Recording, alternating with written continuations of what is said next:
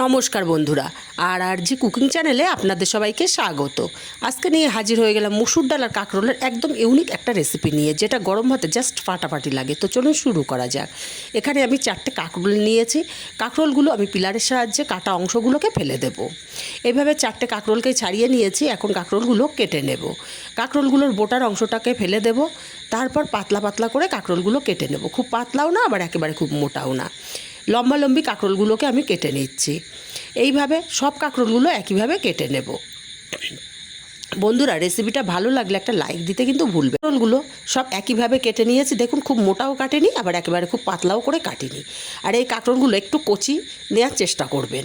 এবার একটা কড়াই উনুনে বসিয়ে দিয়ে দেবো এখানে বেশ কিছুটা জল, দিয়ে দেবো হাফ চামচ লবণ, দিয়ে দেবো কেটে রাখা কাঁকরোলগুলোকে আমি একটু হালকা সেদ্ধ করে নেব। কাঁকরোলগুলো সেদ্ধ হতে হতে এদিকে বেশ কিছুটা মুসুর ডাল ভিজিয়ে রেখেছিলাম। মুসুর ডালগুলো বেশ নরম হয়ে গেছে, আমি 1 ঘন্টা আগে ভিজিয়ে রেখেছিলাম। এখন ডালগুলোকে জল ঝরিয়ে মিক্সচার জারে দিয়ে দিলাম।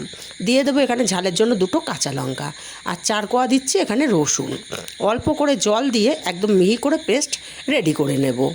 ডালের পেস্টটা আলাদা পাত্রে ঢেলে নিলাম।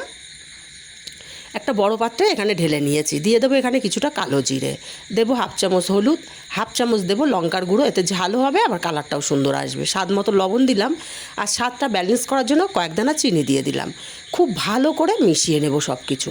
খুব ভালো করে মেশানো হয়ে গেছে। এখন ডালের পাত্রটা আলাদা পাশে রেখে দেব। আর এইদিকে কাঁকরোলগুলো আমি সেদ্ধ করে নিয়েছি। কাঁকরোলগুলো এমনভাবে সেদ্ধ করেছি যাতে খুন্তি দিয়ে চাপ দিলে কাঁকরোলগুলো ভেঙে যাচ্ছে না, কিন্তু সেদ্ধ হয়ে গেছে। এই পর্যায়ে কাঁকরোলগুলোকে নামিয়ে জল ঝরিয়ে নিতে হবে। কাঁকরোলগুলো নামিয়ে জল ঝরিয়ে নিয়ে এক এক করে কাঁকরোল আমি ডালের পেস্টের মধ্যে দিয়ে দেব। তারপর ডালের পেস্টটা খুব ভালো করে কাঁকরোলের এপিট ওপিট মাখিয়ে নেব। খুব ভালো করে মাখানো হয়ে গেলে সরাসরি আমি দিয়ে দেব গরম তেলের উপরে। আগে থেকে তেল গরম করতে বসিয়েছিলাম।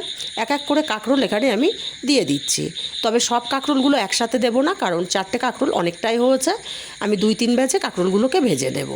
এক পিঠ ভাজা হয়ে গেলে তারপরে আরেক পিঠ উল্টে দেব।